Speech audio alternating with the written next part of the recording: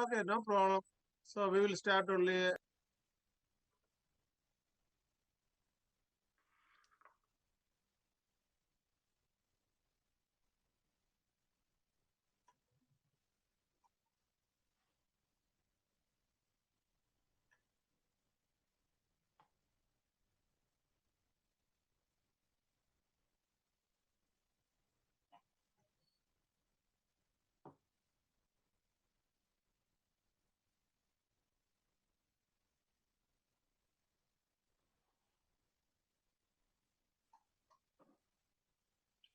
Hey, Walter.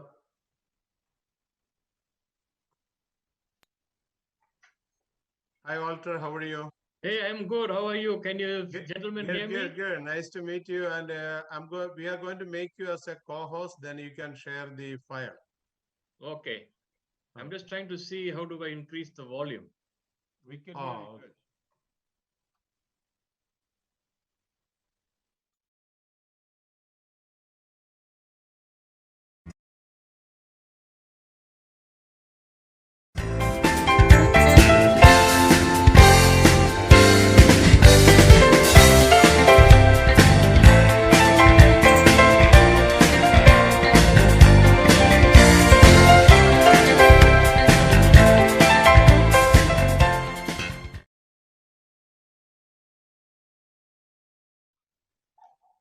Biju, Yes, I'm trying to make him as a co-host, but I it is did. not.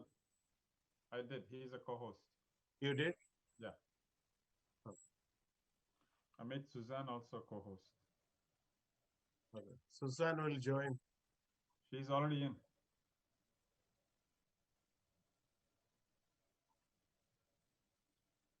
Hi, Susan.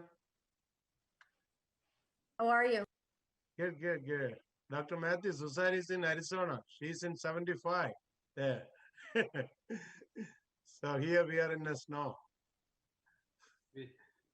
My daughter sent me a picture. She said it was snowing. Oh, really? Yeah, this year we are kind of blessed by a lot of snow. That's good to hear that. That's if you consider it a blessing.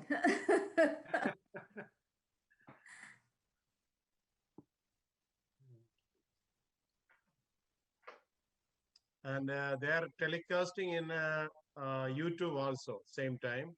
Mm-hmm. Okay.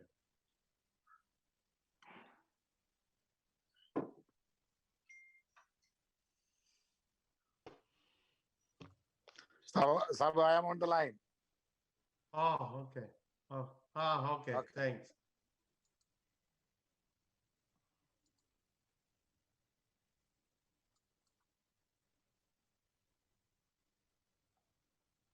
Viju, can you also admit? Yeah, I did. I did.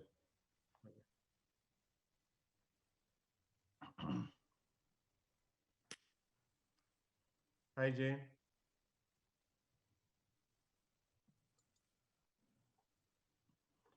Hi, friends. We'll start in a couple of minutes.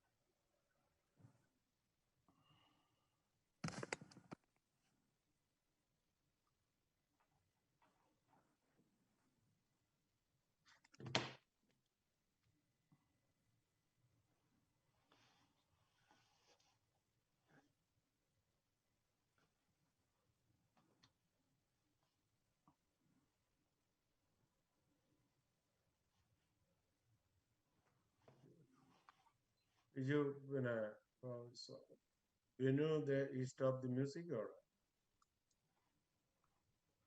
I'm not sure. It's going live.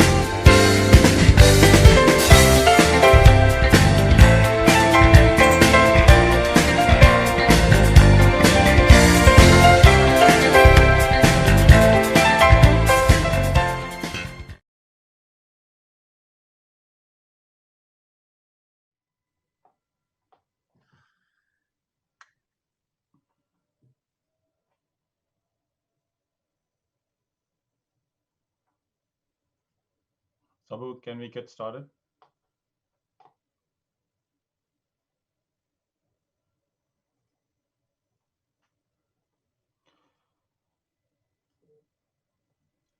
Hi, good evening, friends. Can everybody hear me?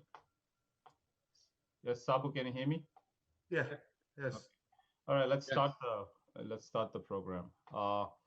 So we'll start the event with a silent prayer. So just bow our heads in prayer for 30 seconds.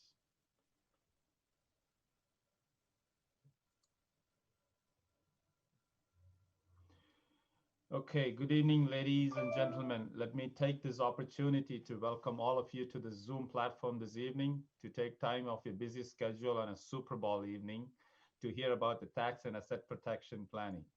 It gives me a great pleasure for me to introduce our speaker this evening, Mr. Walter Dawson, CPA, who's going to talk to us about the CARES Act, new changes in the tax laws.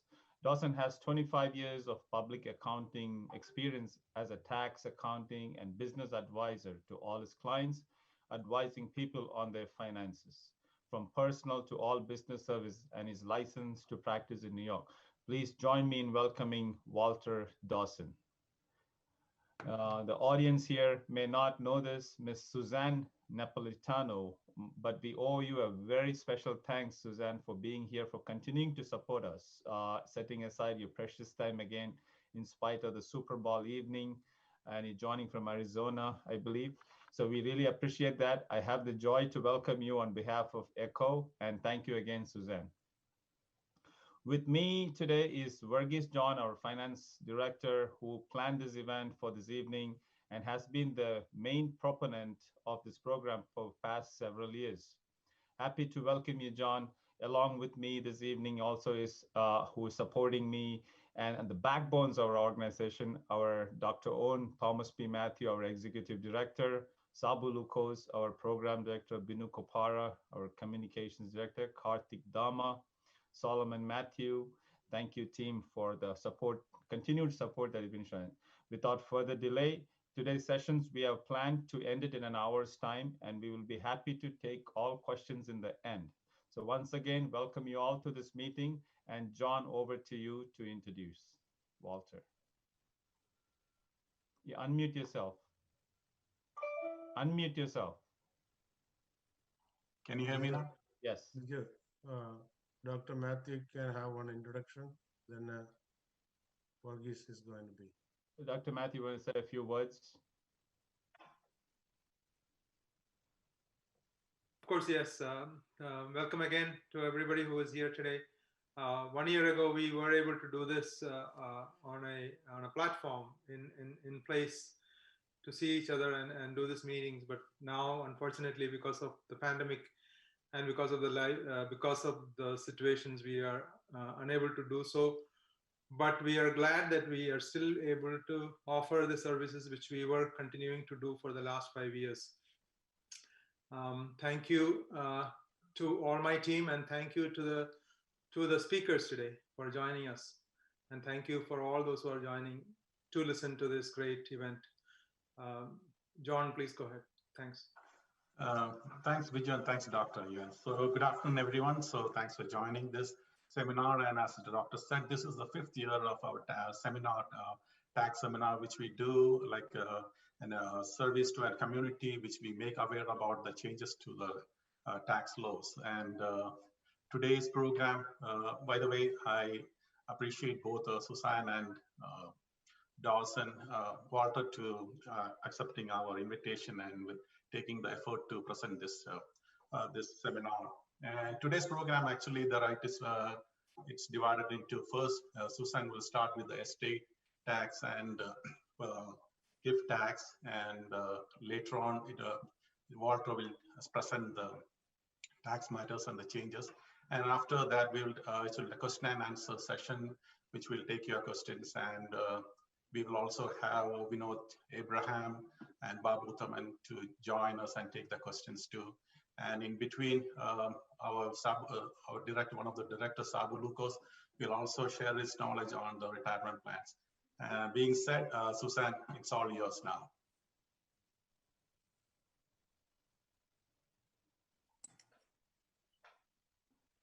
Okay. Let me just bring up my PowerPoint.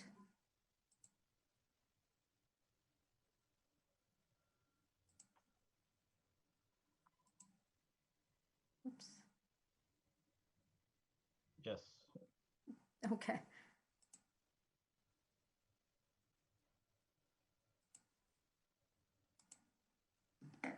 Okay, so today we're going to speak a little bit about some estate planning and elder law planning that everybody should be thinking about today due to what's going on with tax laws and changes in the law, both in New York State and on the federal government side.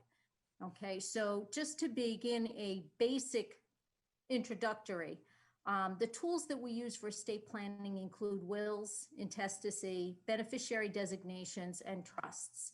So with respect to wills, the purpose is to make sure that everything that you have is going to who you want it to go to. It's very important that everyone should be reviewing their wills at least, I'd say at least 12 months, but every 18 months is sufficient. You need to review because things change. Your economic status changes, your assets change, the laws change. So it's really important that you do that. The main purpose of a will, besides to distribute your assets, that's where you appoint a guardian if you have any minor children. You appoint your executor to manage the estate and then make sure everything gets distributed the way you want it to be. and to attain any goals that you have with respect to taxes. New York, as well as every other state, does have specific rules and regulations on how things have to be executed, how many witnesses, whether there needs a notary. There's a certain affidavit that's used in every state has a different procedure. So you do have to meet the formalities. You cannot just sign a piece of paper. That does not, it's not going to be sufficient for New York for you to just write out a will. Holographic wills are not accepted in New York unless you're a mariner at sea or in active duty combat, okay, right in the combat zone. That's the only time New York will accept that. So you definitely have to do the proper planning. You have to go see the attorney. You have to go make sure all of your documents are done. Now, one other thing to note, just know that the will is a public document. What that means is that once you pass away, your will is filed in the surrogate court in the county in which you reside. Any person can really go in there and look at the will if they want to. I've never really had in my 30 plus years of practice anybody actively going and looking up somebody's will, but you just need to know that it is a public document once it is filed with the court after you're gone. Okay, a revocable trust will operate the same way as the will. It will allow you to distribute your assets the way you want them distributed, but it avoids the probate, so it's not public information. It is private. It will also allow you that if you become incompetent during your lifetime, your successor trustee can take care of things for you. Okay, now it will avoid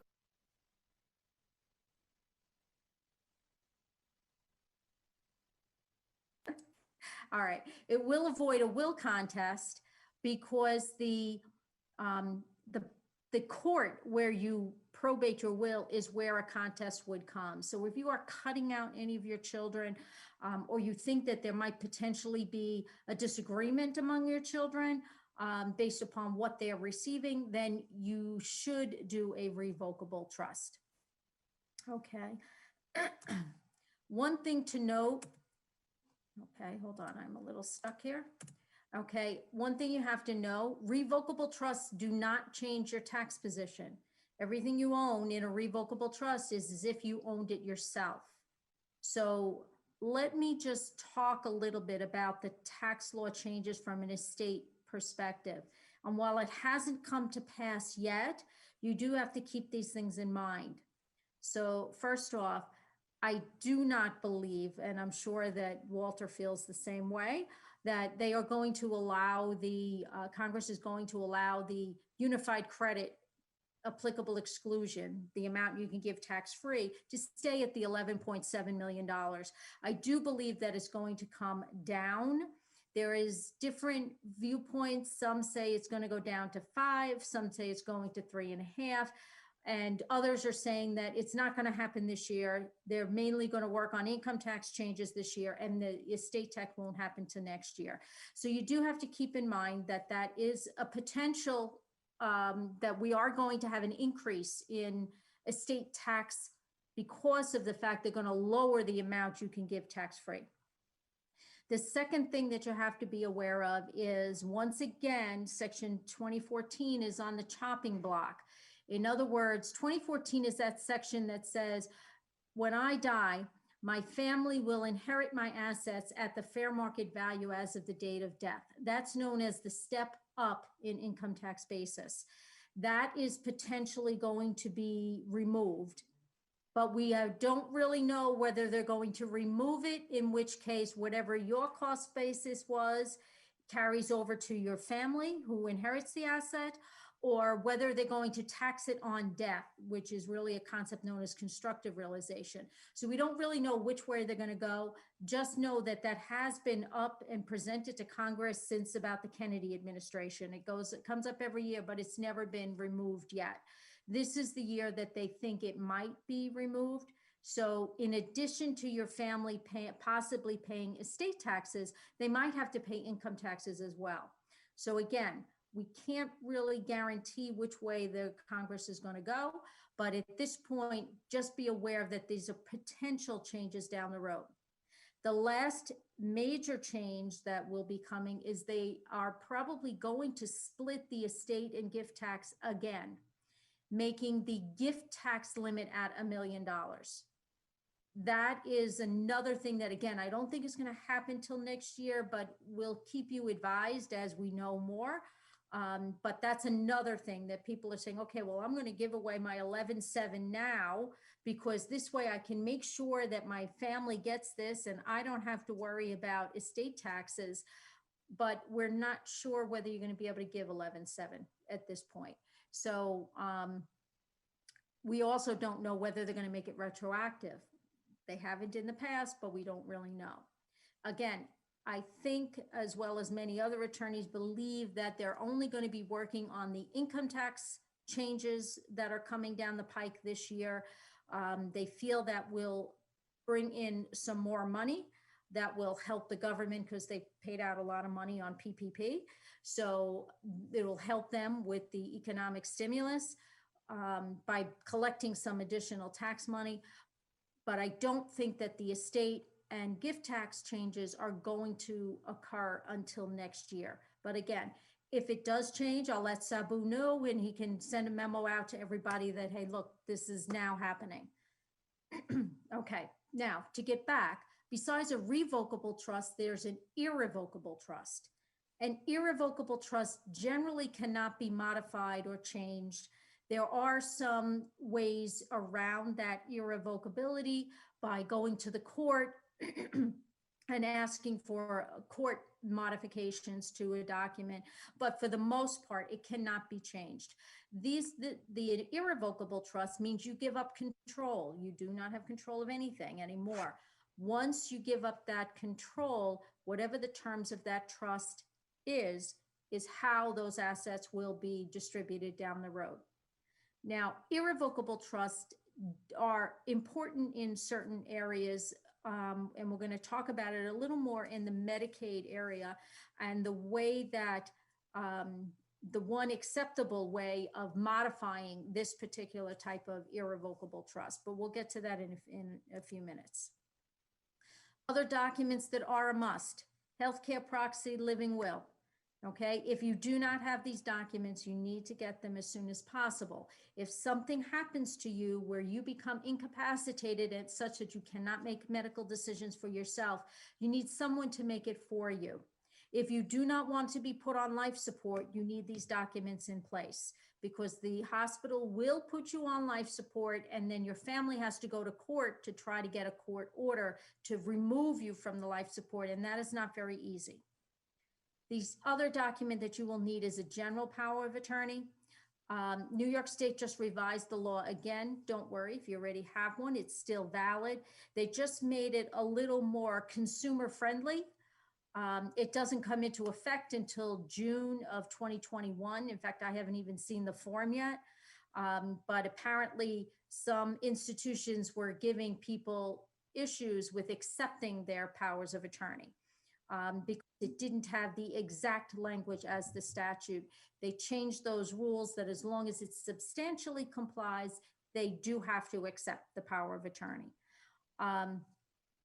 One of the things that the power of attorney does is it will allow your donee to act on your behalf for financial decisions in the event that you're incapacitated in some way.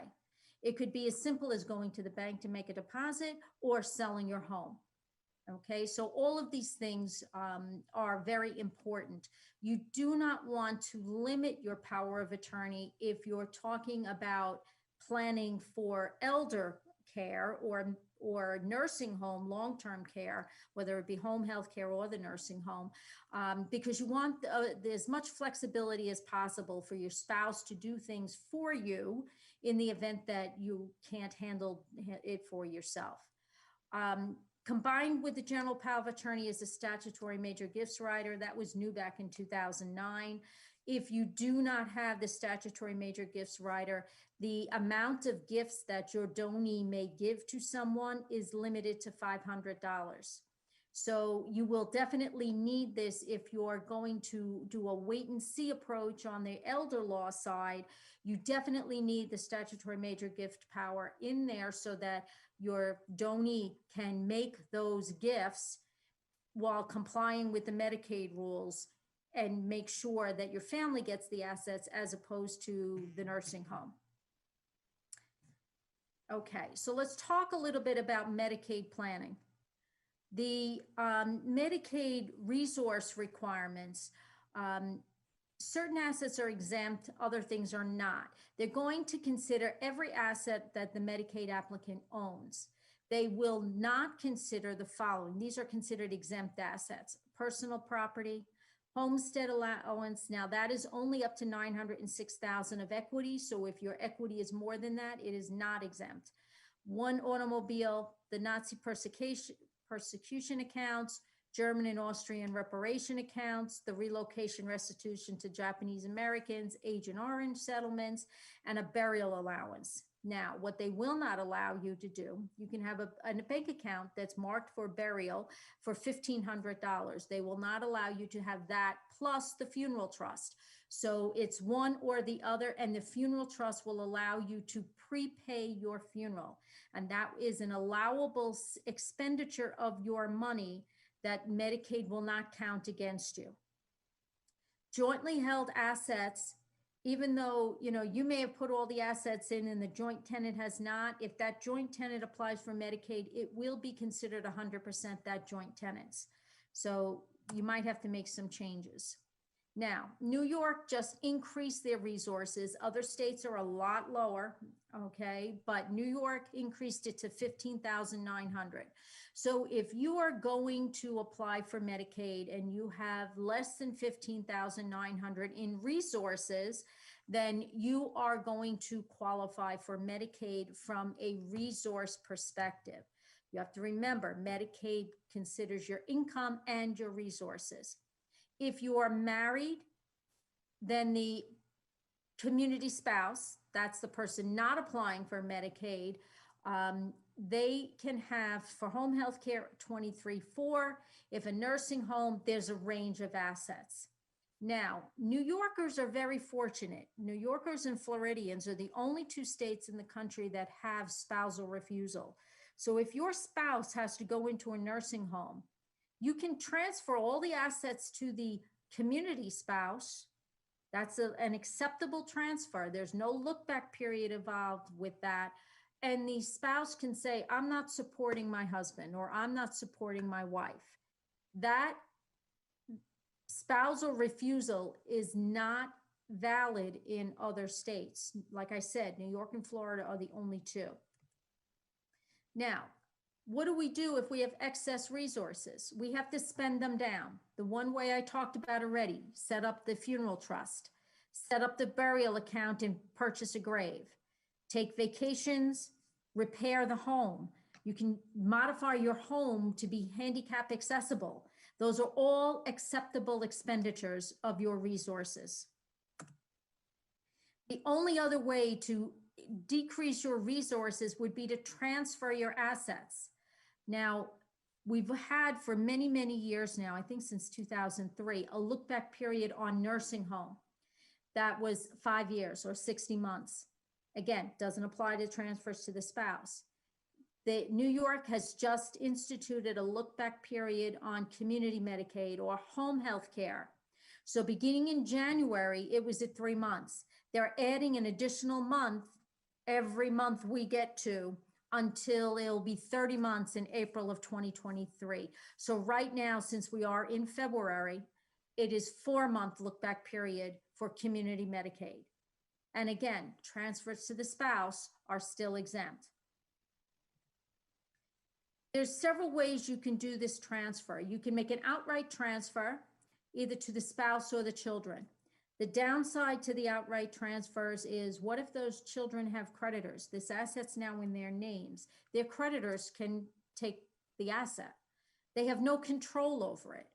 And the kids can, unfortunately, I've had this situation where just take it and run, be gone. Okay, when they were supposed to kind of just protect it. If you needed it, we'd give it back to you. But Doesn't always happen that way. The other way would be to transfer it to a trust. This is an irrevocable trust. Okay, it is an asset protection trust. It is only for your benefit. Okay, it is creditor proof. The trustee does control the assets, but has to follow the terms that you put in that trust. Now, there are several things that allow you to further control this trust. The first way to further control the trust is if you don't like what the trustee is doing, if the attorney puts it in the document, you can reserve the right to change trustees. It can never be changed to yourself or someone under your control, but you can change trustee to a friend of yours who's going to do what you want them to do, even though Medicaid's not allowed to know that. But so if your son says, Mom, you want to sell the house and you want to move into a condo because you need the one-story deal going on, then you can say, okay, I want to sell the house. If your son as trustee says, no, Mom, I'm not selling that house. That's my family home. You'll just have to deal with it. You can actually remove your son and put somebody else in who's going to comply with your wishes. The other thing that most attorneys put into these asset protection trusts is the ability for you to change the beneficiaries, the remainder beneficiaries. What that means is that once you pass away, you can, by your will, and this is one case you have to have a will, can change the beneficiaries to say you wanted to have it go to all your kids equally, and then one of your kids gets married to someone who we're really concerned about, putting undue influence on that child and really not a good person. So you can actually, in your will, change the beneficiaries by specifically referencing the power of appointment that this trust gives you. And you will be able to change the beneficiaries to say your two kids and the third kid who's got the problem spouse, put hers into a further trust or his into a further trust. So you do have some ways to jiggle the trust a little bit, even though it's an irrevocable trust. It's irrevocable for Medicaid purposes. For income tax purposes, it is a grantor trust. That means that all of the income earned on those assets gets taxable to you. It is included in your estate for estate tax purposes. So this type of trust is purely for Medicaid purposes, not for estate purposes. The tax advantage, besides the fact that it's creditor proof, you don't have to worry about your kids' creditors. And by the way, spouses in divorce are creditors. The tax advantage is that the income gets taxed to you, but if you sell your primary residence, you still qualify for the primary residence exclusion. That if you transferred your home directly to your children, you would not qualify for that primary residence exclusion.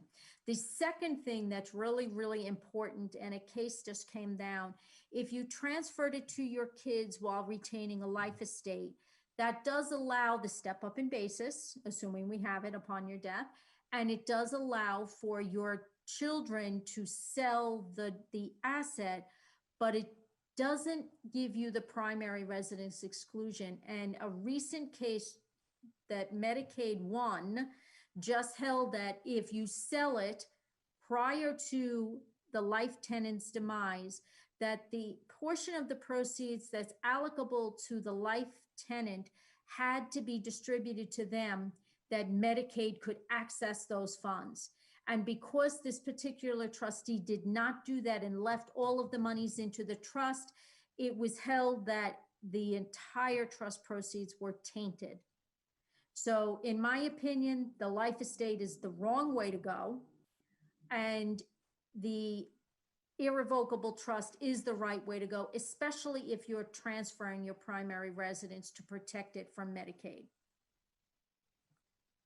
Okay, now remember I said there's resource and income limits. On the income side, nursing home eligibility, the applicant is permitted to have $50 per month. That's it, 50, which I might add is higher than other states, but it's $50 per month. The community spouse, this is the person still living at home, can have income of up to $3,259.50.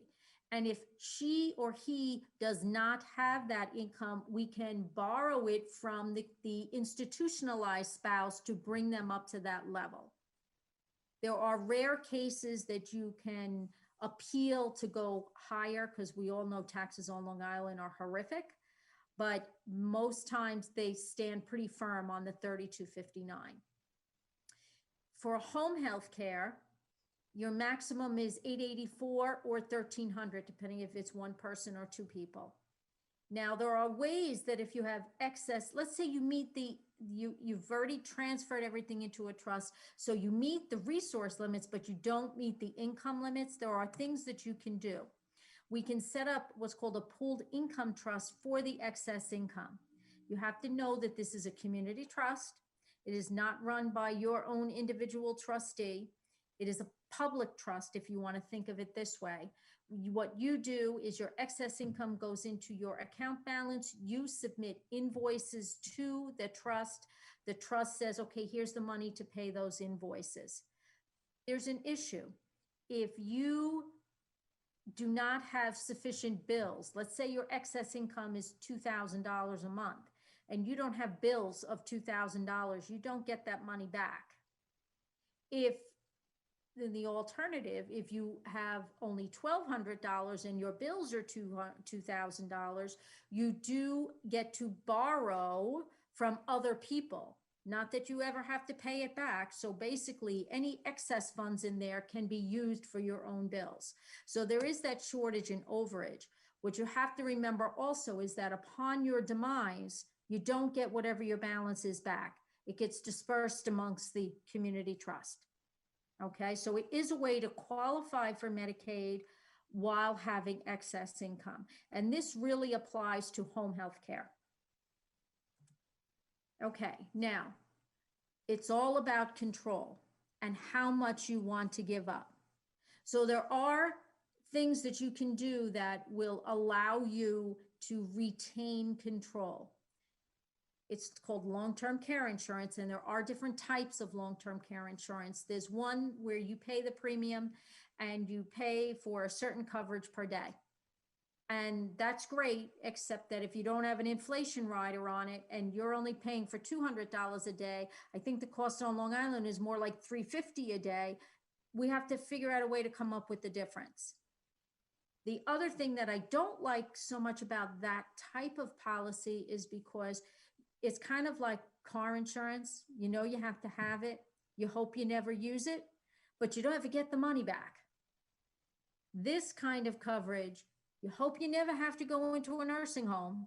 You've got the coverage there if you do, but you're never getting your premium monies back.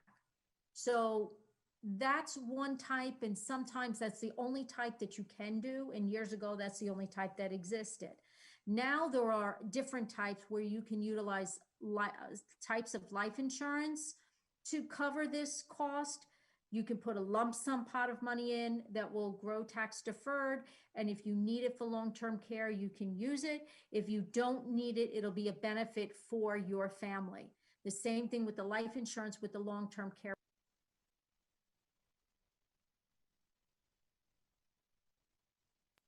Sorry, I got muted again. So I must be talking too much. So what happens with that is you'll pay the premium over a period of years as opposed to a lump sum upfront. But again, the same concept. If you need it for long-term care, you have it. If you don't need it for long-term care, it's an additional life insurance benefit that is income tax free to your family.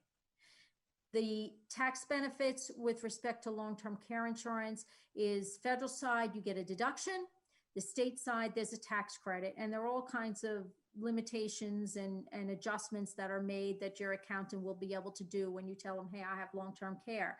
The thing I like about the long-term care insurance is it gives you the ultimate control. If you have a policy that will cover you for 5 years, remember that's tying into the look back, then you can retain control of your assets.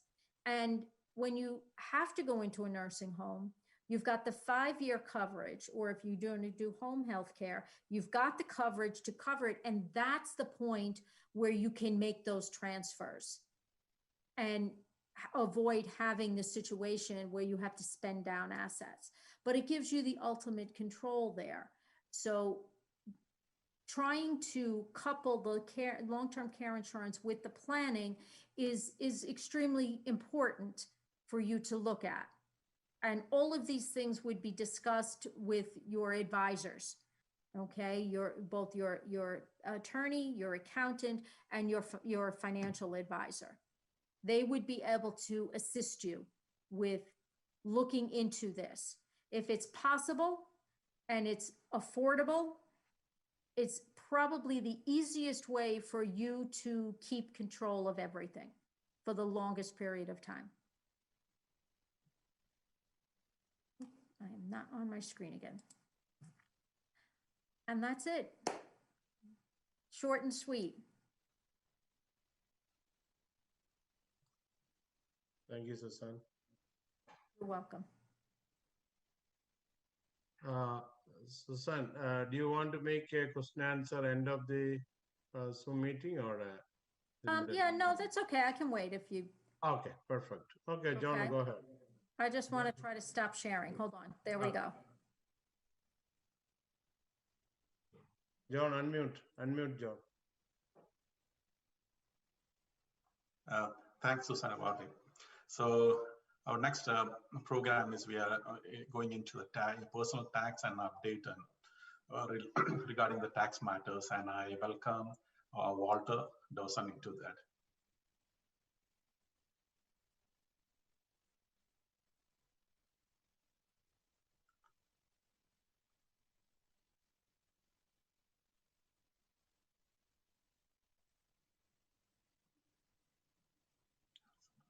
Walter, admit yourself and share the screen.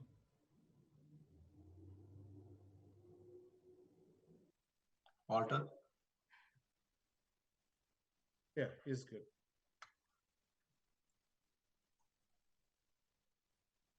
Good afternoon, everybody. I hope you're able to see my screen.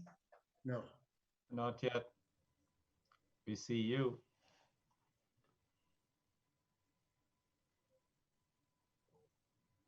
Now, Not yet.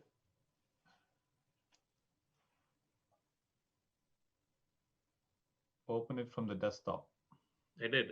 It says share my screen. Yeah, then you had to choose that particular file from the desktop. Oh, okay. I got it. I was going to do that. All right. I will. Please highlight that one and then press share.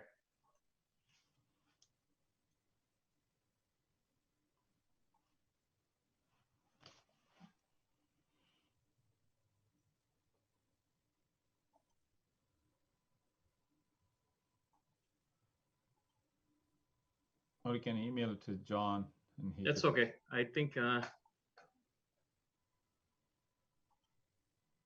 Now are you seeing it? No. Walter, did you click on the share screen? Yeah, I did. Then you choose that from the computer desktop. You choose that file. Is it a blue? Yeah, it is. Okay. Then in the end, there is a share button. Please press that one.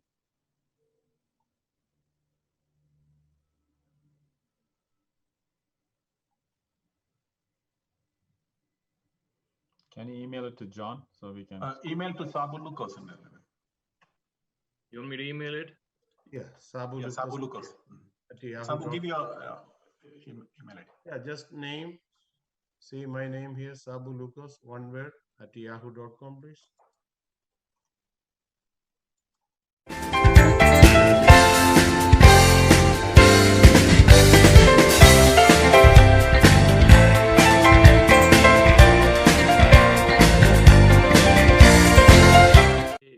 AOSE@yahoo.com. Yes. Yeah.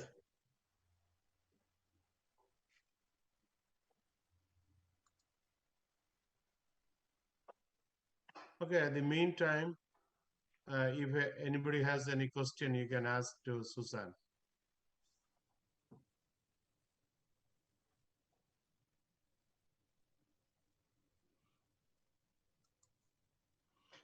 Suzanne, this is me, Biju. Thank you again for the wonderful presentation.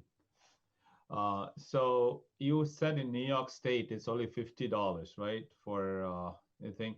Isn't that the threshold is very low? Yeah, it is. But really, it's only meant to cover if you need to get your hair done or in case of some women, their nails done. You have to remember when you're in a nursing home, they provide all your food and all your care. So it's really for extra things that you're doing that. So I if do they, believe that 50 is low. okay, so if they have a bank balance of 10K or 15K, you're not eligible for Medicaid? Is that what you? No. You're mixing the income with the resource. The income amount you're allowed to have every month is $50 per month. The resource amount that you're allowed to have is $15,900. So what do you mean by call resource? Okay, resources are things like your bank accounts, your brokerage accounts, if you have stocks and bonds, your home, if it's in excess of the equity limitation, things like that are considered. Your life insurance, if it's got cash value, that's considered a resource. Annuities are considered a resource. Qualified monies like your retirement plans are considered an income asset, not a resource asset. Okay, so the resource access should be less than 15,000, you say? That's correct. Oh, All right, I think Dawson, your thing is up, so we'll. it's up, right? Okay. Yep. I had a trouble. Sorry about it. Good afternoon, everybody, once again, and I thank the organization for sponsoring me on the seminar and to talk about taxes. And I would like to thank John Varghese for introducing me to your group. I also thank Suzanne for her presentation. It was very enlightening, and I made some notes, some things that I myself had to make note of, and when I talk to my clients, bring it up. So that's very useful. I also thank my team who put together my presentation, my staff. We are a Dawson & Work. We are a two-partner firm with about 5 CPA, five staff, but most of them CPAs working for us. And we also I thank for them for doing the research, putting this together and helping me out. And obviously I would also like to thank the audience when we get to do the Q&A session. Well, I'll thank you, but right now I want to thank you in advance. So I have a very exhaustive list, and I'll try to go through the highlighted items as I proceed so you can make notes. And at the end of the presentation, I will be able to send a PDF format of my PowerPoint, and so that the audience can have a copy of what I have spoken, and then they can make notes. And any questions, they can always give me a call back. My phone number is at the bottom, or they can send an email with a question. Feel free to send whatever questions you have. There is no such thing as not a good question. Everything is a good question. So we will start out with an introduction to tax planning. Then there was questions about FBAR, foreign bank account reporting, some basics upon them, and some of the common issues that taxpayers or even citizens come across in the day-to-day life with things happening nowadays with the virus and so many uncertainties and so many questions. How to avoid scams, because there are a lot of scam artists out there who try to cheat people and try to take away the money, representing as government officials, IRS, or state agencies. So we have some basics for us to be aware, to be equipped with, and to be really intelligent to know how to handle with them. And then we have the Biden's tax proposals, how they impact high net worth and high income earners, what they should look out for. Some of the items Suzanne already went through about the reduction in the exemptions from 11.7 million, then the step up, a big issue for real estate, step up going away, which could happen anytime. It could happen in the coming years because the government has to find ways and means to, recover the monies that they have given out to people. And of course, and also the gift tax changes. So many other things that are impacting out here. So I would like to quickly start with the introduction. I would skip the CPAs part of it. Most of you could be using a CPAs, I assume. If you're not using a certified public accountant or a professional tax preparer, please consider them, because this is the time in our economy, and this is the time now in your life. Maybe you want to see that have a professional help you or assist you in preparing tax returns. There are so many tax benefits, deductions, strategies, plannings that we can discuss with you and help you to take care. Again, Walter, I have one question. Here, can you go to that slideshow in the top? Then people can see the full way. Slideshow in the top? No, in the top, slideshow. Go to slideshow. Next. Slideshow. oh yeah? Yeah, slideshow. Go to slideshow and press it. And you can click that one. Slideshow. To your right, to your right. The right. In the top. On the top. Oh yeah, I got it. No, okay. And press from the current slide. In the left, you see that?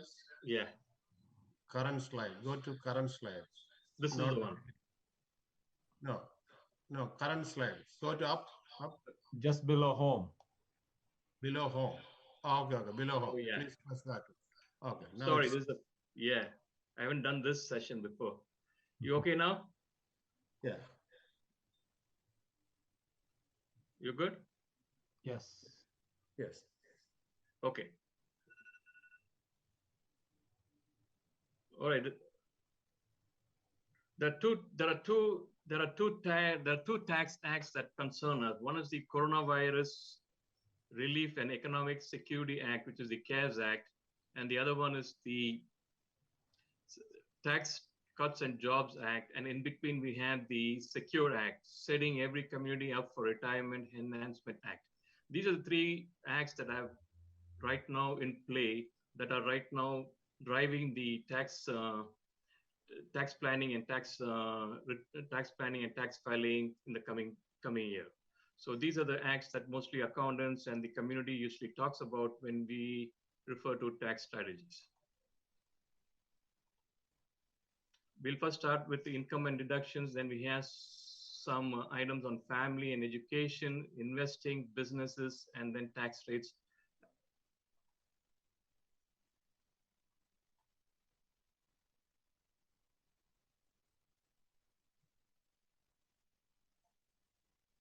All right. We start up with this. 542 is not available. At the tone, please record your message. When you have finished, up or press 1 for more options. Hello? If you are satisfied with your message, press 1 to listen to your message. Press 2 to erase and re-record. Press 3 to continue recording where you left off. Press screen, 4. it will go away. Is that my? It's not my phone. Is that Are you somebody still else's there? phone? If you are satisfied with Okay. your message, press 1 to press 2 to erase. To continue recording where you left off, press 4. Hello? Yes, you're okay now. I'm okay. Are okay. you still there? Was that If my you are disturbance satisfied or with your whose message, disturbance is press that? 1 to Okay, listen to your okay, message. we will Press take care. 2 No to problem. erase and All right. re-record. Press 3 to continue recording where you left off. Press 4. All right. We have two types Sorry of you're tax. having trouble. Your message has been sent. Goodbye. Is that all right? Hello? Hello? Oh, you could speak. We could listen to you. All right. Is there a problem? There was a phone. Was it? I don't know who it was. I don't know who it was. We muted All them. right. Okay. Sorry about that. I was just confused about that.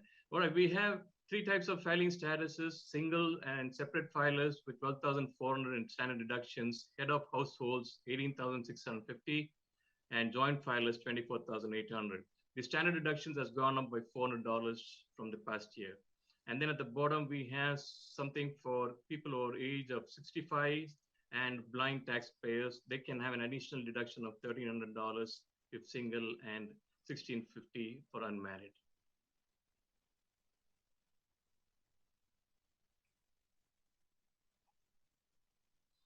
Okay, some of the key items over here to take a look at is that the state and local tax deductions, which the tax accountants call it as SALT deductions, is limited to 10,000 in the current year, same as the prior year.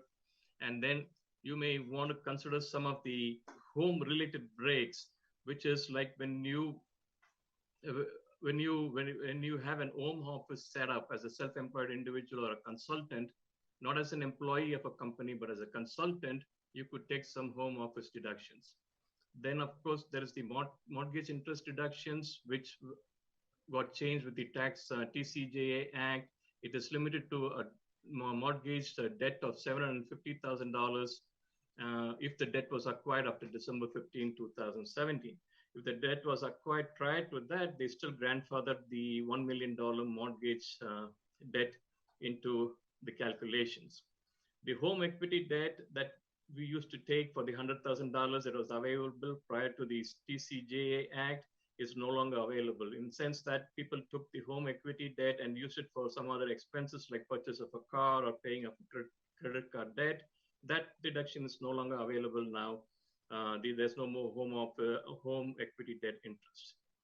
I spoke about the home office deductions a minute ago. If you are working from home and you have an home office and you do not have a rented place of business and you are a consultant or a partner or a self-employed individual, you could avail of these deductions.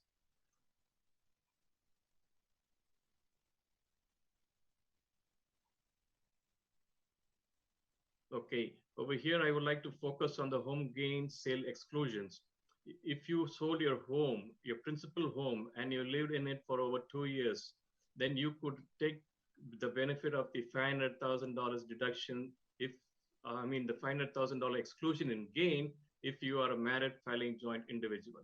If you are a single individual, then the gain is limited to $250,000. Now, if you sell your home or a part of your home and you have rented the home during the last 2 years, then you could still take the portion of the rental portion of the home as a loss if you sold the home as a loss. Otherwise, if the home that you sell is a principal home which has never been rented at a loss, you are not eligible for the loss deduction.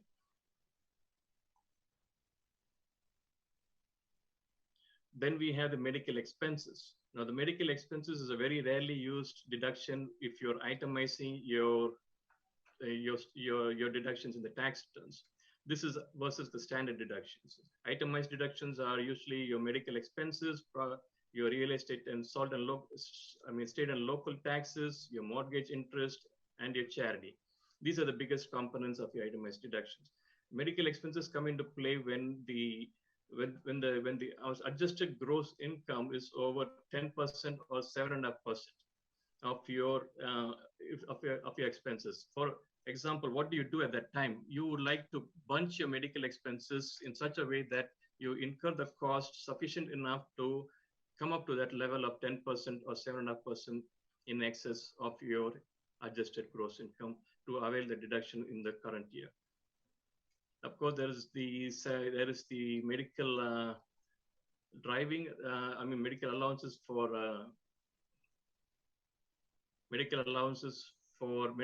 driving to your healthcare provider or to a hospital. That's 70 cents per mile for 2020. Now you see your HSA deduction. Your HSA deduction, most of the people who are employed with the company can take care of the HSA deduction, and the HSA deduction is about $3,550 for single people and $7,100 for a family. Now, there is another $1,000 added for whoever is $55 or over. Now, HSA deduction, HSA contributions can bear interest, and they can be invested in a growth deferred plan. Now, withdrawals for these HSA deductions should be for qualified medical expenses, and they are tax-free. So you can reduce your W-2 income by contributing to this HSA plan if your company sponsors such a plan. Similarly, there is the flexible savings account. The flexible savings account also benefits the same way. The limit is about $2,750 in 2020. The plan reimburses you for any qualified medical expenses that you incur out of pocket. Now, in previously this plan was set up in such a way that it was under a use it or use it kind of a scheme. Now they give you a 2.5 month grace period, so that if it's after December 31st, you still have balance in the plan. You have about 2.5 months that you can use. That is between January and February 15th. You can use up the fund, the money in the account towards the medical expenses. And there is some allowances that they have given due to the COVID crisis. The IRS has temporarily made the FSA a little more flexible, but you may have to contact your specific employer to see what are the allowances that is available that you can benefit from it, in the sense of rolling it forward or carrying forward the amounts, and also in terms of using the amounts for medical expenses. Here we have the tax rates. The tax brackets as given above is for the individuals, head of the household. Then there is the married filing joint and married filing separate. I would like all of you to key in on the highest tax bracket percentage, which is 37%. That's the tax bracket that we have. I mean, that is the highest tax percentage that we have right now for the tax year 2020. And it is expected to go up in the coming years based upon the Biden plan, which we will look at Biden's proposals in a few minutes. So I would like you to focus that this is at the highest rate of 37% right now.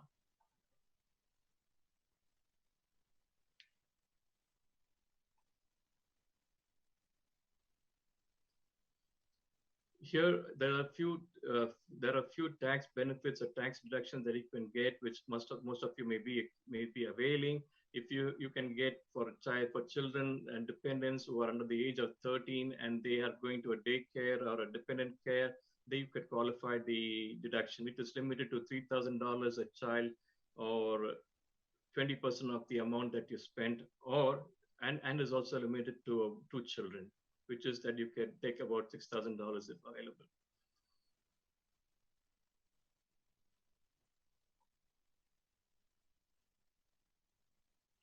I'm skipping this. I have too many materials right now, so I don't want to really focus on too much of them. So I'm skipping this. This is the tuition credits and the student loan credits that you would like to take a look at a later time. And any questions, let me know.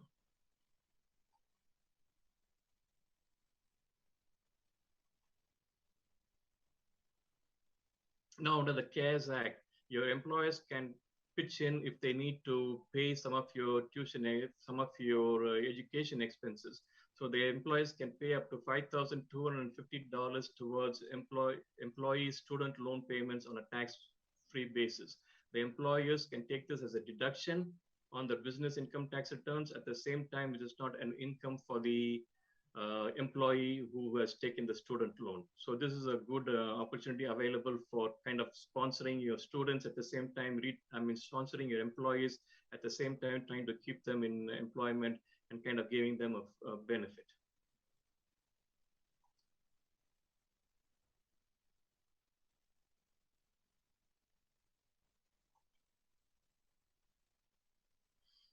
Here we can look at the capital gains taxes, something that most taxpayers are not aware of. And especially I've noticed in this year, the 2020 year, where most young taxpayers are working from home, they have been involved in kind of day trading. And they have benefited from a lot of income that is generated by the day trading activities, which is a good thing. But at the same time, they are staring at a very high income tax bracket. So it is always very important that people, for taxpayers who are involved in this kind of activities, to note that what is the taxes that they will have to pay when they make some good income out of this.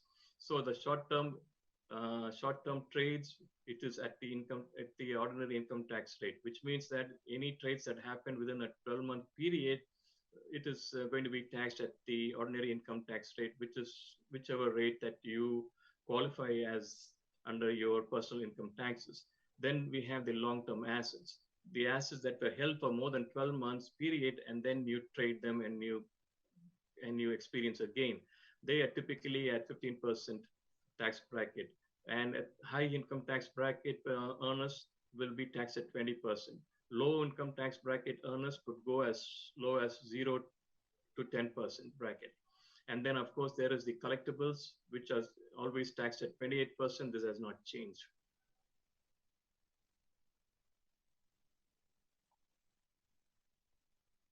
I would like to talk about the dividend production investments. When you invest in any item of assets, and if they are giving out qualified dividends, always take advantage of this, because these are taxed at the long-term favorable long-term capital gains rate and not at your higher ordinary income tax rate. So invest in dividend programs or in funds, mutual funds, or that will give you the qualified dividends and versus ordinary dividends. The business structures, there are mostly three types of basic business entities. They are the S corporations, limited liability corporations, and there is the regular C corporations. Now with the TCJA Act, the C corporations were taxed at the flat rate of 21%, versus the prior act allowed the C corporations to go as high as the 39% tax bracket. Then the limited liability companies and the S corporations are called the flow-through entities. What does flow-through means is that the income that you earn from these type of businesses, they flow through into your personal income tax returns. You do not need to pay taxes at the business level or the corporation level, but you pay it at your personal level. Now your personal income tax rate drives the amount of taxes that you would pay on this income. And secondly, the TCJA Act gave you a 20% deduction from the income that you just generated from these corporations. These corporations typically give you a K1. So when you take your K1 income, you are directly allowed about 20% of the income as a deduction before the tax rates are calculated.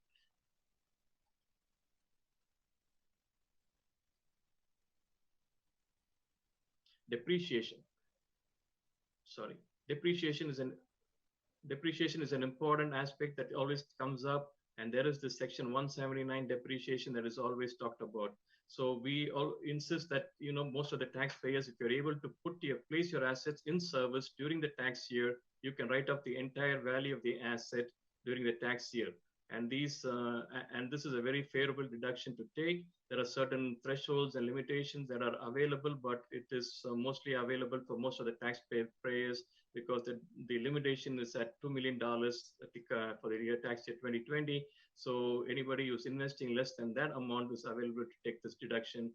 All of this capitalization as a deduction during the current year. Then the second important aspect of depreciation is the vehicles. There are a lot of taxpayers questioning us as to if they buy a vehicle, then they take the total depreciation the current year. This is the same as it was in the prior year. The vehicle should be, if it's an SUV, it should be more than 6,000 pounds. And there's a limitation that if it is, there's a limitation of $25,900 of amount that can be deducted for that under this section 179 depreciation. Here's another important thing to look at.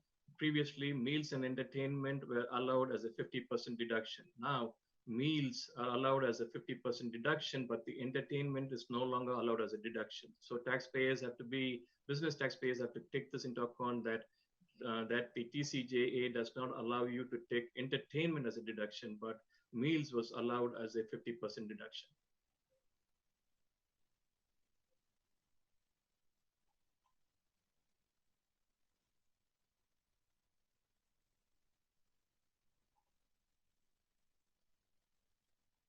What does COVID help for the employers, small businesses?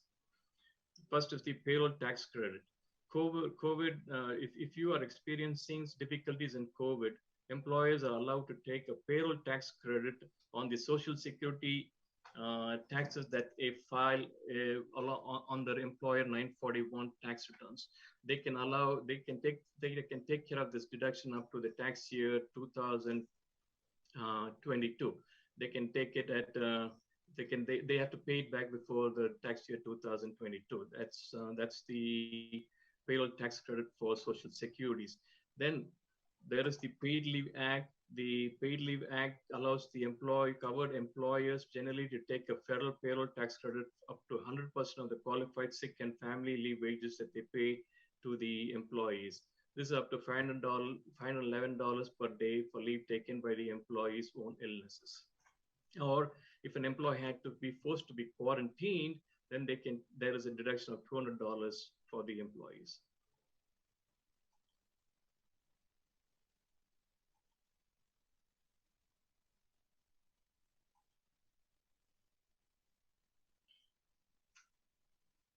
I would like to skip this. There's not much information here.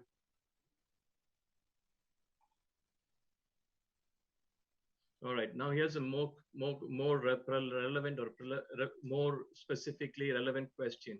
Small business employees are looking for the second draw of the PPP loans.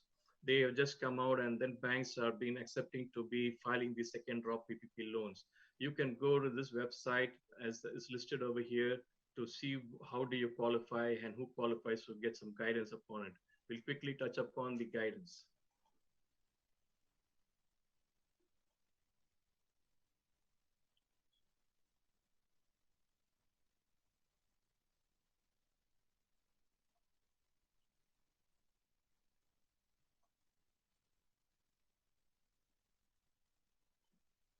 Sorry. Okay, we have now we're coming into the next session of our discussion, which is the FBA, the foreign bank account reporting requirement. This is a question that has been raised, so we wanted to bring it to the audience's attention that if you have foreign bank account totaling in excess of $10,000 at any time in a calendar year, you are required to file a foreign bank account reporting form. The form is called a FinCEN form. It is either filed through a tax preparer if you are filing it through a tax preparer, or if you're filing it by yourself, you can log in through the FinCEN website online and then file this information. This is an information reporting form, and it is not a tax return as such. So now, who is a U.S. person is the first question. A U.S. person is a person who is a citizen of the United States, or it is an entity created or organized under the laws of the United States. It could be a trust, it could be an estate, and it also could be a resident alien, which is a person who is resident in the United States for at least 183 days over a 3-year period. These are the US persons, and these are the persons that are required to file the foreign bank account FBAR form. What are the financial accounts that typically fall under the FBAR? They are the simple bank accounts such as a savings account, checking account, and time deposits account, which is the CDs accounts. Then there are the securities accounts, such as brokerage accounts and security derivatives of other financial instruments.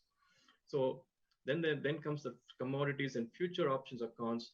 An important thing to notice is the insurance policies with the cash surrender value. So some of our audience could be from the Indian continent background. So you might have opened up a life insurance policy back when you were younger in India before you immigrated to the United States. So you may have to carefully evaluate and see if the cash surrender value of that life insurance policy is still active. How much is it in conversion to the US dollars? And then total up the bank accounts that you may have and see if all of these pooled together come to $10,000 and above. Now, if all of these pooled together come to over $10,000, then you are required to file the foreign bank account reporting form. It is mandatory. So here's a good example of the foreign bank account reporting form. Look at here. It says that Craig, a United person, US person, owns foreign financial accounts. These are 3 accounts he owns: X, Y, and Z. And the maximum value is 100, 9,000, and 3,000. All together, cumulatively, it comes to 12,100. Although they are in 3 different bank accounts, the cumulative value is 12,100 at any given point during the calendar year 2020, for example. Then Mr. Craig must file the foreign bank account reporting form for all these 3 accounts.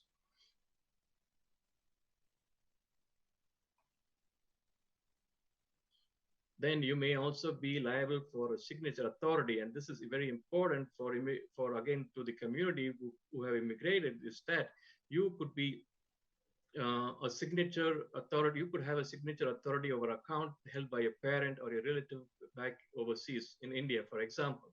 Your father may be holding a bank account which total over $10,000 in our discussion here. And you could just be a signer because father wants you to be a signer so that if anything happens, then you could be the fallback person to execute the account and to use the account. Now you are a signature authority in that account, then you are definitely required to file the foreign bank account reporting form. Although you may not have the access to the account and may not be using the account, you are required to file it. Then there is the question of the jointly held accounts. What happens if an account is jointly held? Husband and wife, US taxpayers or US residents. Now, this foreign bank account reporting is just specifically for an individual. Now, the husband may have all the aspects of reporting requirement. Then the husband files the FBAR form all by himself. Now, the wife does not need to be required to file. Even though the husband and wife may be filing joint income tax returns, this foreign bank account reporting form does not mandate that the wife be involved in the filing because she does not hold these accounts. She's not a joint holder, neither she's a signatory authority on these accounts. So it has to be, these accounts are reported specifically individual based. Whoever has the access, whoever has the authority, whoever has the fund, that person is required to be reporting this FBAR form. Now, one more account that is required is the IRA accounts. So this could easily translate in for the community back in India is the PF fund, the Provident Fund accounts. If you held a Provident Fund account before your immigration and this account has grown in the value, then this account plus your life insurance account, which is your LIC policy account, and a few dollars in your bank accounts, if they all total up over $10,000, you've got to report all of these accounts together. Now the penalties may look a little absurd, but we just wanted to put it out there so that you know the schedule of the penalties that they demand for not reporting. This omission could be negligent, it could be willful, or it could be just that you were not educated or were not educated enough to know that these accounts had to be reported. And the penalties are severe if the government wants and if they are strong enough and if they determine that it is negligent or willful, they could severely enforce these penalties. So we always recommend the taxpayers to sit down with the professional accountant to review these accounts and make sure that they are in compliance. And if they have to file these forms, they definitely file these forms.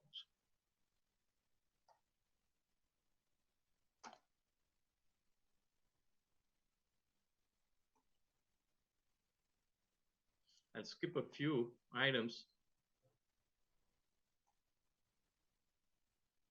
Avoiding scams. This is a little important. I would like to spend 2-3 minutes on this before we wind up.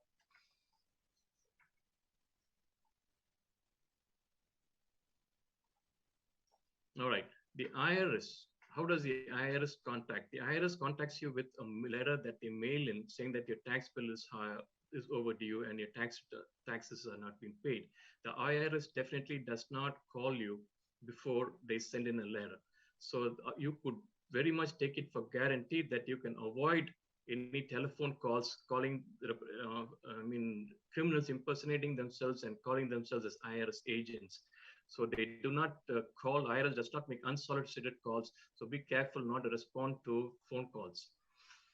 And then IRS does not demand that you pay the amount immediately or pay you through a debit card or gift card or through wire transfers. This is a lot of issues that have been inflicted upon taxpayers. They have gotten into trouble because of this.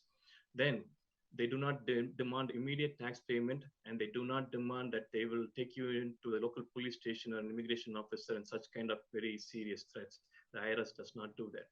The IRS employees may make an unofficial visit. Before they represent themselves, they provide proper identification so that you can talk to them. And this happens only to a taxpayer whose account has been delinquent or is owing back taxes.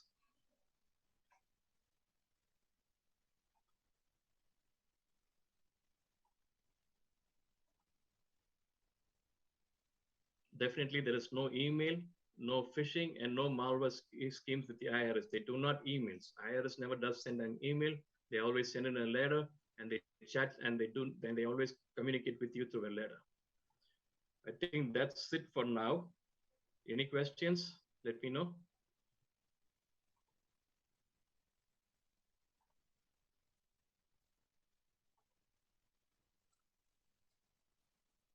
John, please unmute, John.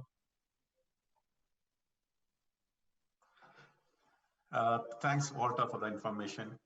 And being said, we open this the platform for any questions from the audience.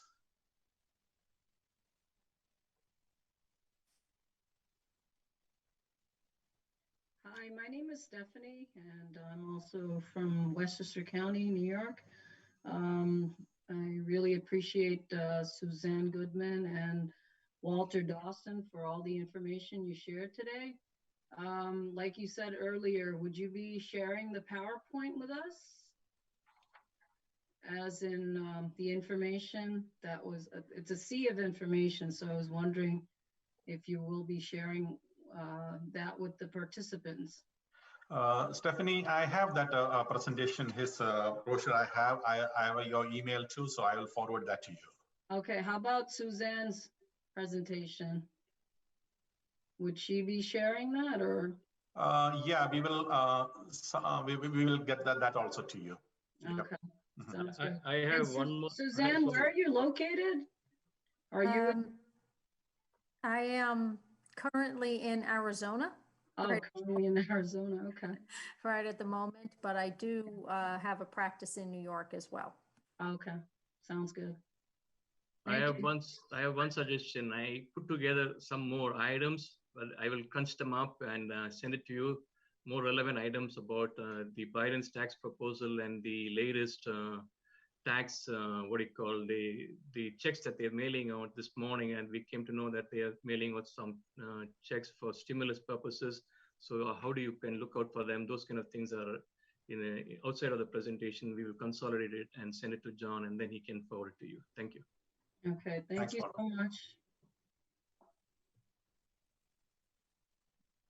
Suzanne, I have one comment about the presentation, and I know you're working with our community, and a lot of people are working with you. And Suzanne is also part of our organization. She is very helpful to our community. And a lot of people, they have confusion about the irrevocable trust. They are thinking once they put everything in the irrevocable trust, they are losing all the control. Even if their kids are the trustees, they can kick them out. But that type of understanding the people have. Can you clear how they can control even though it is an irrevocable trust to the people?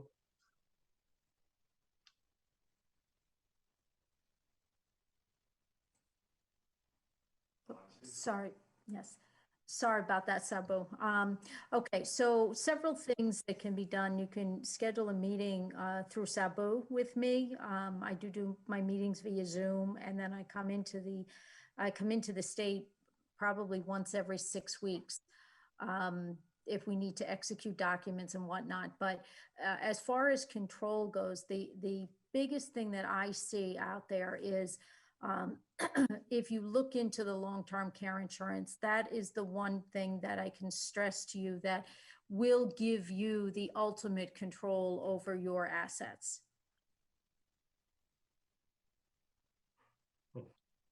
Okay, thank you, Susan. Anybody has any question regarding to whatever the Susan is discussing? And yeah, for Walter, according to our Secure Act, I got one question, like the RMD position, required minimum distribution. So they can waive that RMD last year, or they can do the same thing this year also? I'm pretty sure it was waived last year.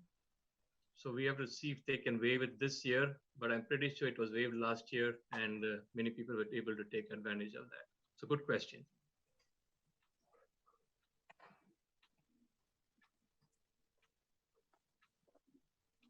I know a lot of people, they have a lot of questions. Please unmute and ask. I have a question for Walter. Mm-hmm. Walter, for the short-term trading profit or gains that we may have, can they be offset by losses in other businesses on the tax return that are not trading losses, but any other business losses? Okay. Let me answer your question this way. Let's say that you're doing a trading through a brokerage firm. Let's say that you're doing day trading through E-Trade. Make it simple. You have capital gains, short-term gains of about $10,000 and long-term losses of about $3,000. So right now you're looking at a net $7,000 of gain. Now your question could be, is that, can I offset it against an ordinary income or a rental income or a W-2 income? The answer is no.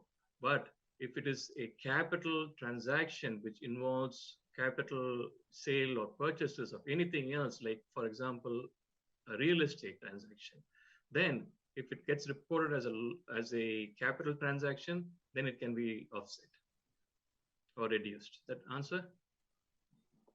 Yeah. So basically, any income that comes in through how about a loss that comes in through a K1? It could offset it. A loss coming through a K1 as an ordinary income loss, no. But if the loss comes through a K1 reported as a capital loss, there are different line items on your K1, let's say that it's a 1120 S Corp K1. It may have an ordinary income or a loss. It may have interest, dividends, and then it may have capital gain or losses. So if you're looking at a capital loss reported through a K1, then that definitely gets onto the capital gain or loss transaction form, which is the Schedule D on a tax returns, and definitely gets offset or reduced. Got it. Thank you. You're welcome.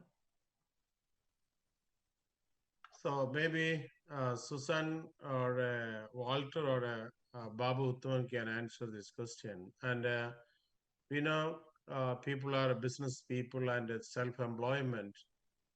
At the time of COVID, they got the PPP loan and everything. So at the time of filing the tax, how it is going to affect their income and how it is going to be taxed? Anybody can take a question.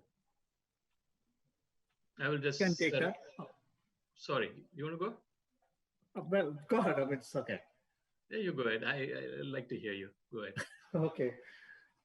Thank you, Sabu. Thank you, John. Yeah, the PPP loan, basically, if you use that money, at least 75% for payroll purpose, and the remaining for rent, utilities, then it's completely forgiven. Okay. And there was a confusion among accountant community. Once it's forgiven, shall it be considered as an income or shall it be reduced from the expenses? And the final guideline came from the SBA and the Treasury that it's completely excluded from income. And if you meet the criteria that you use that at least 75%, I'm not 70 or 75%, then it's completely forgiven. Now, there is a second stimulus scheme, the second PPP also, it's available, which some clients started getting already. If your income, the one of the main criteria that to be eligible for the second PPP is that your income, the gross income, not the net income, gross income has to be 25% down at any quarter, either year over year. If year over year it's maybe 100% matching, I have clients like that. But then you can go back and check quarter by quarter. First quarter 2020, what was the income? First quarter was 2019, what was the income? Then you compare by quarter. And I found one client, he have actually 130% growth, but the second quarter, the first quarter and the second quarter was way down because of the pandemic started. It was, if it's below 25, then you are eligible for the second stimulus also.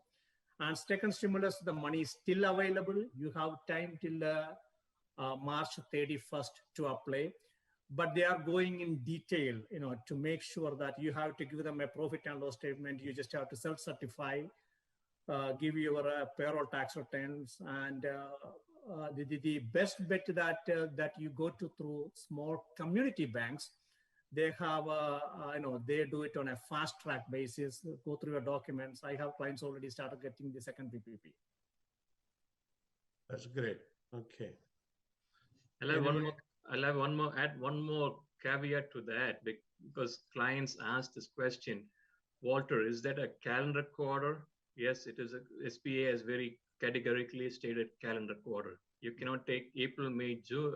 You have to take April, May, June, not May, June, July. Okay, very good. So what?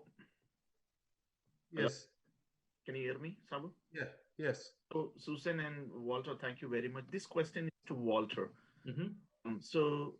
I heard that last year, due to this pandemic, if you take loan from your retirement, right, then your 10%, you don't have to pay penalty and you have to pay tax in 3 years or something. Like, can you comment on that? When you take a loan from your retirement, you are never required to pay any tax because you are always paying back into your retirement. For example, you're working under an employer-sponsored, you're working with an employer and you have an employer-sponsored 401k plan. And you may take an emergency loan and different types of loans, but you're paying back to the plan and you're still under employment, then you were not required to pay the, pay the 10% penalty. It never came into play. You were just paying it back and it was a loan. But when you take a distribution, then the 10% penalty, early distribution came into play, and then that was because you might have been under the age of 59 and a half. Now, those other things are still there. So this year, the pandemic year, when the distribution was taken, they waived the distribution from being taxed for the 10% penalty. There's a waiver there for the tax year 2020 distributions. Thank you, Walter. Can I add something to that? Yes. So basically, what happened when the CARES Act passed, they knew that many taxpayers are going through financial difficulty, and so you can, if your money is sitting in your retirement account, you can tap into that. So they made a provision, Section 2202, and under that section, you can take a distribution. It's called a COVID-related distribution, provided it has to be COVID-related. So the COVID-related definition, they left it so broad. They say either yourself, any of your family has to be diagnosed with a tested positive COVID, or you are furloughed, or your employment hours has to be reduced, or your income has reduced, or you have to quarantine yourself, or you have to take time off to take care of children because they don't have school. They left it so wide open. And if you are affected in any of these categories, you can take up to $100,000, no penalties. It's not subject to the 10% penalty. Not only that, then basically when you take distribution from the 401k or any retirement plan, you are supposed to report as an income on your tax return. Under the specific provision, Section 2202, you have the option to report that ratably over 3 years, meaning you don't have to report the 100,000 the first year. You have to put 30,000, 33,000 the first year, 33,000 in the second year. So you have 3 years, you can prorate it and pay less tax. Not only that, say if you you didn't put anything and the first year you don't want to report it, second year you want to repay the whole money back, you can put it back into 401k. You don't have to pay tax on it. So this is something they made it very flexible to alleviate the financial hardness or the taxpayers going through. Babu, thank you. It will continue in 2021 or? No, it specifically says a distribution between January 1st, 2020 to December 31st. Okay. Because I got calls from clients if they can do it after. Actually, when somebody was in India, got stuck there and he called me like December 31st. I say, you missed the boat already. Sorry. So the Babu Uttaman is saying, if you want to take money out from the COVID before you taking a vaccine, take it. That's that is the best way to do that. So thank you, Babu. Babu, you don't have exception. So Babu, thank you for that clarification. But what I heard is that second year or third year, you want to pay this 100,000 back, you can pay back. That is correct. And you don't have to pay any tax. Correct. Thank you. That's good. I don't Okay. know. That question was asked by one of my friend. I don't know. He's online. So maybe I asked, maybe he heard. Okay. Okay. I got another question. Do you have any other questions? Otherwise, I have one person ask another question. So in this COVID time, a lot of people, they got unemployment. So unemployment money, they have to pay the tax. That's my understanding. And when they report the tax, is there any other avenue they can save some money in the tax for unemployment people who got that benefit? You want me to answer?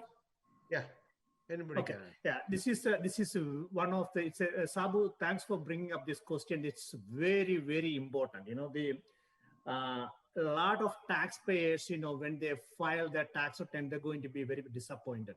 They're going to hate their accountants, believe it or not, because everybody is getting the money. People, where there are taxpayers sitting home, they were making more money than they were working. And most of them, they took the money without withholding any taxes. Yes, the answer to your question is yes, this money is subject to tax. So there is a tax liability. There is no way around. Oh, okay. Unfortunately. Yeah. Oh, no, that's fortunate. We are giving government, right? Susan, do you want to add anything regarding to like you talk about that how we can protect the asset when you transfer the asset to next generation?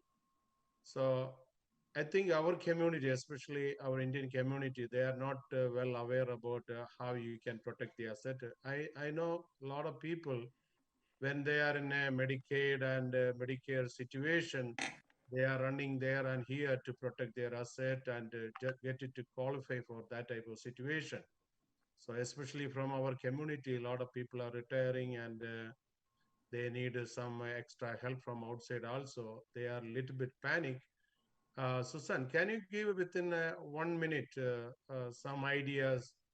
What is the easiest way they can protect their asset? And because a lot of people, they have a lot of money in the retirement account, personal asset, they have a home, paid off house, you know, a lot of things, and they are getting a very decent pension, social security. Our community is very rich in that means. So can you give very briefly some ideas? Yes. With respect to the home, I would definitely consider setting up the asset protection trust, especially the home. You can do that now. If you realize you're not going to be going anywhere, then you can set that up today, get that 5-year clock running on with respect to that. With respect to retirement assets, we have to remember that's an income asset, not a resource asset. If you transfer a retirement asset, you're going to incur income tax. So you don't want to do that. So as long as you have beneficiary designations on there, the IRS, Medicaid will count that as an income asset. So your required minimum distribution will be counted towards the amount of income you're permitted to have per month, but it will not force you to liquidate the retirement account. Upon your demise, that asset will pass tax-free, not tax-free, taxable to the beneficiary, but Medicaid cannot get their hands on it. Medicaid at this point in New York, can only collect from probate assets. So if you avoid the probate and you have beneficiary designations on your retirement account, so it doesn't go into your estate, then you will be able to avoid Medicaid's grasp with respect to paying back any proceeds they paid on your behalf. Oh, thank you. Thank you, Susan. And let me mention something about Susan too. She's also working with us, and she's helping a lot of people to get the advice regarding to this type of planning. And she doesn't charge you because of us. And if you need anything, any of the advice or anything, she's always available. You can easily access her and you can ask a question. She will give you an advice. And even though you have a lawyer, and if they drop all the documents, so still, because she's working with us, she can go through that documents. She can confirm everything is in the right place. So that is also service Susan is providing to our community. Really appreciate Susan for that great services to our community. And Mr. Walter, I have one question for you. You mentioned about something like a flexible account, right? For our health insurance, right? Yeah. And I think our community, they are not using that health saving account. And most of the people, I think most of the employer, they are offering right now. That is one of the best way you can put aside some money and you can save for at the time of the retirement also. There is a two type of a health account you can open with your current employer. And one you have to use in a same period, same year. And another one you can roll over to up to whenever you want to spend it. There's a two account is available. Can you very briefly, 1 minute, can you explain that account and how people can contribute, how much money they can contribute if they are available? Yeah, for the FSA account, it is employer sponsored account. So you can, for the tax year 2020, I see that you can contribute up to $2,750 to the account. Then of course the plan reimburses you for any qualified expenses that you make. If you do not use that account during the year, we are generally going to lose the balance. But now they allow you to roll over up to $550 to 2021, or you can use it within 2.5 months of grace periods after rolling it over. So within January, February, March 15th, you could use it up. And in response to the COVID crisis, it says here that the IRS has temporarily made FSAs a little more flexible. As per our research, we are not able to determine exactly what the flexibility is, but then it recommends that you contact your employers if they have the account and see what benefits or what flexibility that they can continue to offer. So okay. I believe it could be a plan-oriented kind of a flexibility. Okay, Susan, we know that there is a two account, right? HSA and another account also? For the could you repeat that? You didn't come through clear.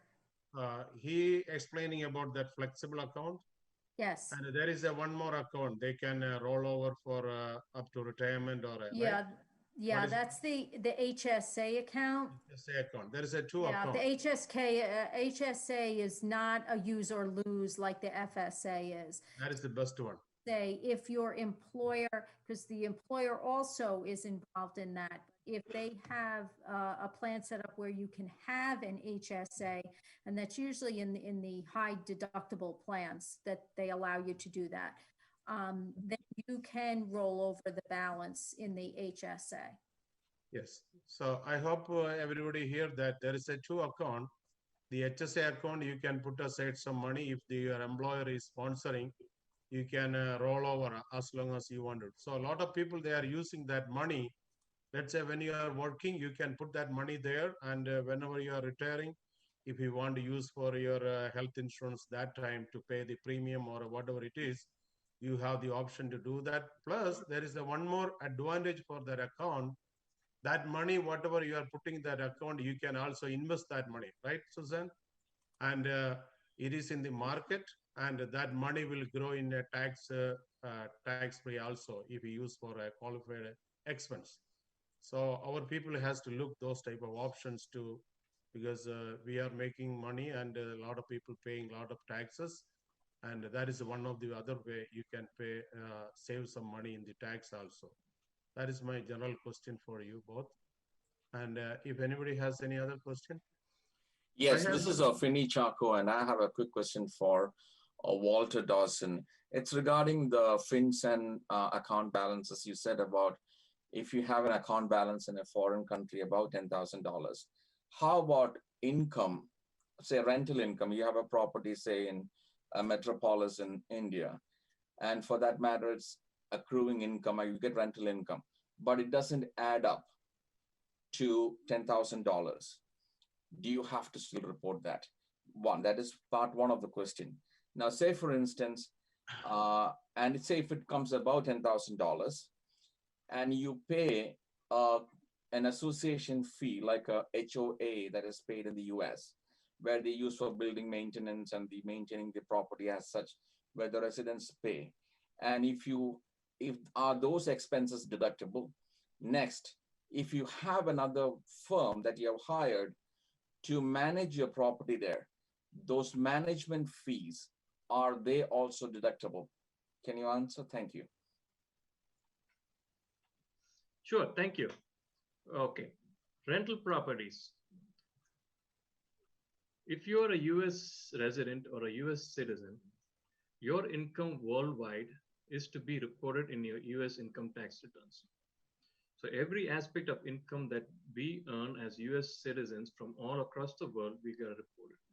So there, your rental income, irrespective of the fact that it is over in excess of $10,000 or not, you got to include it in your US tax returns. And you are allowed to report it the same way that you report your rental income and expenses generated in the US. And your question was that there are certain condo maintenance fee, management fee, expenses. All of these expenses are definitely deductible under your rental income. So you have your gross rent that you receive from your tenant, you pay your property taxes, you pay if you have mortgage and you pay interest, those interest expenses, then all of the maintenance expenses, repairs and maintenance, condo association fees, management fee, third-party management fee, and every other expenses that you incur directly incurred towards the property maintenance is deductible and reported in your US income tax returns. Now, typically what we come across in the situation is that there are certain tax filers who have properties in India who have this rental properties. They have a chartered accountant in India to file the returns. Some of them are paying taxes on the Indian return form, or some of them are just excluded from taxes on the Indian return form, but they typically file it as a safe harbor or a protection to report the fact that they are filing it in the foreign country. And then we use that returns. We, of course, Indian returns is on a different fiscal year. We prorate it, and then we bring back into the calendar year aspect of it, and we report that rental income and rental expenses.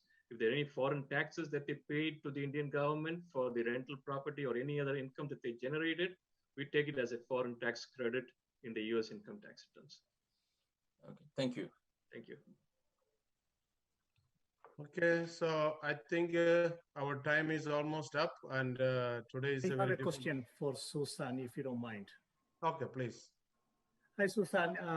You have mentioned that when you place assets in a trust, creditors cannot reach it. I'm just giving a hypothetical example. Say person A placed to say $2 million, $5 million of assets in a trust. Beneficiaries are his children. And say one of the children got into, the beneficiary child got into an automobile accident, and there is a judgment came $2 million. When there's a judgment, can that be, the child is a beneficiary, can that be attached? No, because the language in the trust is what's called spendthrift, so that no beneficiary of the trust is entitled to access anything in the trust to pay off their creditors. So their creditors would not be able to put a lien against it. But this is where that power of appointment comes in handy, because what the grantor can do is put a provision in his will and modify that beneficiary, that remainder beneficiaries, to being person, trust for person.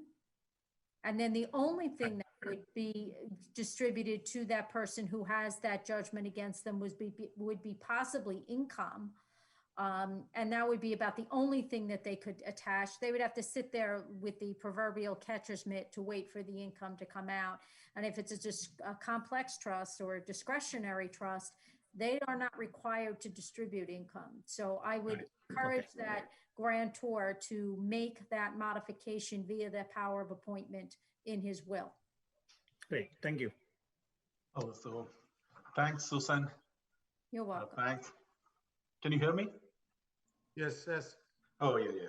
So thanks, Susan. Thanks, Walter, and thanks, Babu, for your contribution. A lot of information where you got, and very knowledgeable. And thanks for the audience too for the questions, which was very interesting. So being said that, our next session is, because as you know, ECHO is, we have a charitable organization, and we do a lot of charity works, and every other week or every other month, we have some programs, things like that, which we schedule. And I invite Binu, Binu Kapara, who's our one of the directors, to say something about our upcoming events. Thank you. Thank you for both Suzanne and Walter for a wonderful talk today. So many things to remember. So so as you know that we are going through this pandemic, COVID-19 pandemic, and a lot of our community and has a lot of questions regarding the vaccine, whether to take vaccine or not. So we are bringing on February 14, which is next Sunday, we will have one of the best two speakers talking about vaccine. One of the speaker is Dr. Shyam Kumar Divakara Menon. He's an assistant professor of cardiology, Faculty of Health Science, McMaster University, Hamilton, Ontario. And the next speaker is Dr. Joshi Jacob, and he's a professor of Emory University in Atlanta. Actually, he's a professor of microbiology and immunology. So these two speakers, one from a physician point and the other one from vaccine researcher, will give their talk, and they will update about vaccine. So on behalf of ECHO, we invite all of you to attend. This will be one of the best session ever given. So please try to attend, and we will share the flyer very soon for this. It's next Sunday, February 14th, on Valentine's Day. So thanks, Binu, for that information. And we are coming to our last session. I would ask Sabu Lucas to give a thanks note, please. Thank you, John. It is my privilege to have been asked to propose a word of thanks on this Zoom meeting on behalf of the ECHO and the volunteers.